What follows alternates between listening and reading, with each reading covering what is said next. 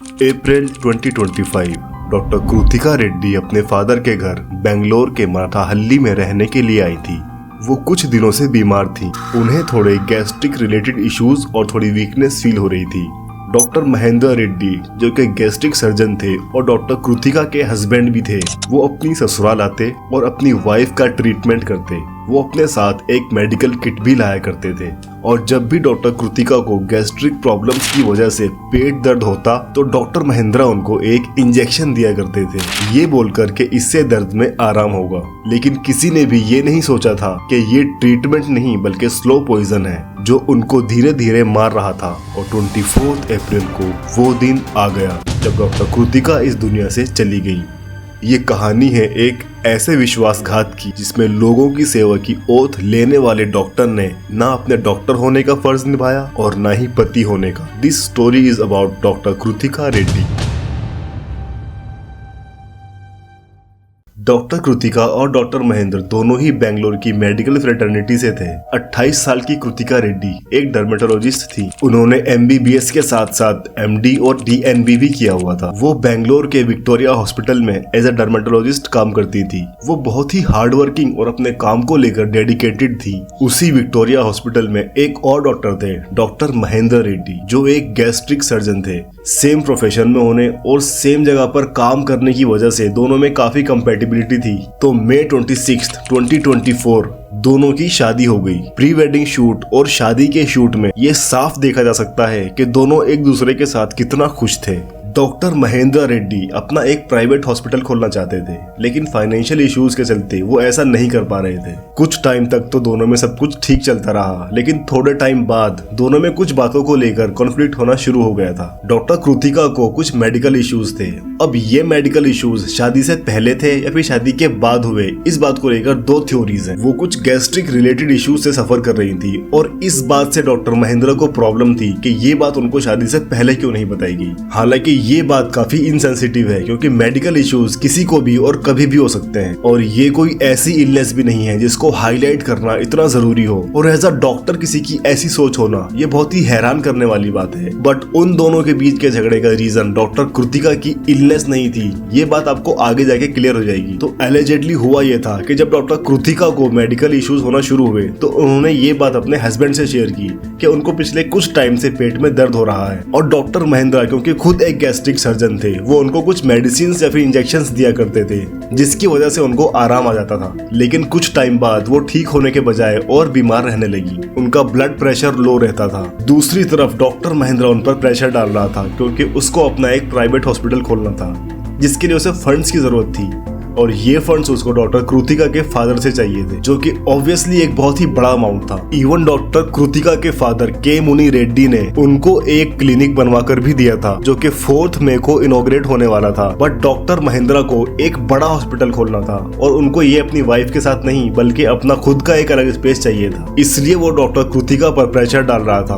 और इन सब चीजों के चलते डॉक्टर कृतिका और ज्यादा बीमार रहने लगी थी। अप्रैल 2025 में कंडीशन इतनी ज्यादा खराब हो गई थी कि डॉक्टर कृतिका को अपने फादर के घर बेंगलोर के मराठाहल्ली में रहने के लिए आना पड़ा। और यहाँ पर भी उनका हस्बैंड ही उनका ट्रीटमेंट कर रहा था। वो उनको लगातार कुछ इंजेक्शंस दे रहा था और खुद डॉक्टर होने के बावजूद भी डॉक्टर कृतिका ने उन इंजेक्शंस को कभी क्रॉस चेक नहीं किया, जो कि उनकी सबसे बड़ी गलती थी। उनको अपने हस्बैंड पर पूरा भरोसा था, बट डॉक्टर कृतिका ये नहीं जानती थी कि उनके हस्बैंड के मन में क्या चल रहा है, what treatment he is giving to her. और इसी बात का फायदा उठाकर डॉक्टर महेंद्र ने अपने काम को अंजाम दिया। 21 अप्रैल को डॉक्टर कृतिका ने अपने हस्बैंड को एक कॉल करके बताया कि उनके पेट में दर्द है और हमेशा की तरह डॉक्टर महेंद्र ने उनको कुछ इंजेक्शंस दिए। 23 अप्रैल को डॉक्टर कृतिका की हालत और ज्यादा खराब हो गई तो इस पर डॉक्टर महेंद्र ने उनको फिर से इंजेक्शंस दी। डॉक्टर महेंद्र रेड्डी, इसको डॉक्टर कहना भी यहाँ पर डॉक्टर के प्रोफेशन पर उंगली उठाना होगा क्योंकि डॉक्टर्स ओथ लेते हैं लोगों की जिंदगी बचाने के लिए और यहाँ पर वो इसी प्रोफेशन का मिसयूज करके मौत का एक ऐसा खेल रच रहा था जिसके बारे में कोई सोच भी नहीं सकता था। इस लास्ट डोज के बाद जो कि उनको 23 अप्रैल को दिया गया था, उनकी हालत और ज्यादा खराब हो गई उनका बीपी बिल्कुल नीचे चला गया था और नेक्स्ट डे 24 अप्रैल को उनको इमरजेंसी में हॉस्पिटल ले जाया गया, जहां पर उनको ब्रॉड डेड घोषित कर दिया गया। डॉक्टर्स ने यहाँ पर उनकी इलनेस के चलते इसको एक अननेचुरल डेथ डिक्लेयर कर दिया था और इस पर उनका हस्बैंड चाहता था कि उनका पोस्टमार्टम ना हो और इसके लिए उसने डॉक्टर कृतिका के फादर के मुनि रेड्डी जी को भी कन्विंस कर लिया था कि ऐसा ना हो। बट डॉक्टर कृतिका की बड़ी बहन डॉक्टर निकिता रेड्डी, जो कि खुद एक रेडियोलॉजिस्ट हैं, उन्होंने इस बात पर जोर दिया कि पोस्टमार्टम होना चाहिए, क्योंकि वो जानती थी कि उनकी सिस्टर को कोई ऐसी बीमारी नहीं थी जिसकी वजह से उनकी इस तरीके से जान चली जाए। उनके प्रेशर डालने पर पोस्टमार्टम तो हुआ, बट पोस्टमार्टम की रिपोर्ट में भी कॉज ऑफ डेथ अननोन ही रहा और सबने इसको अननेचुरल डेथ ही मान लिया था। बट 6 महीने बाद आती है विसरा रिपोर्ट। अक्टूबर 2025 में डॉक्टर कृतिका रेड्डी की विसरा रिपोर्ट आती है। विसरा रिपोर्ट बॉडी के internal organs such as heart, liver, intestines की टॉक्सिकोलॉजी रिपोर्ट होती है। इससे ये पता चलता है कि कहीं बॉडी के अंदर कोई ऐसा सब्सटेंस तो नहीं है जिसकी वजह से डेथ हुई। और विसरा रिपोर्ट में जो आता है उसने एक अननेचुरल डेथ को एक कोल्ड ब्लडेड मर्डर की तरफ मोड़ दिया था, क्योंकि बॉडी में प्रोपोफोल पाया गया था। ये एक ऐसी एनेस्थेटिक ड्रग है जो ऑपरेशन थिएटर्स में ऑपरेशन के दौरान पेशेंट्स को अनकॉन्शियस करने के लिए इंजेक्ट की जाती है। ये ऑपरेशन थिएटर्स के बाहर प्रोहिबिट होती है और इसके ओवरडोज से ब्लड प्रेशर का कंटिन्यूअस नीचे गिरना, shortness of breath, heart beat का रुक जाना जैसी चीजें होना कॉमन है and all these leads to death.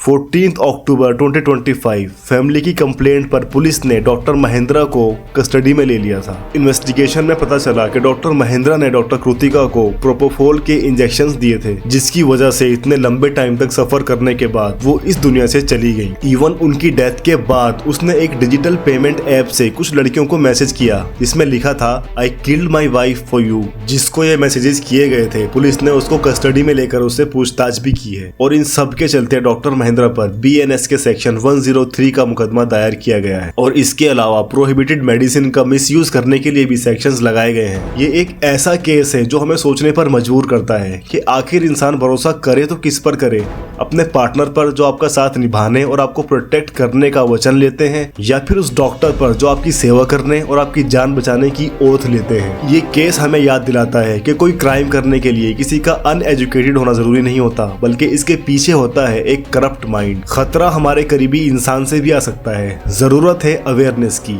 Take care because life is precious.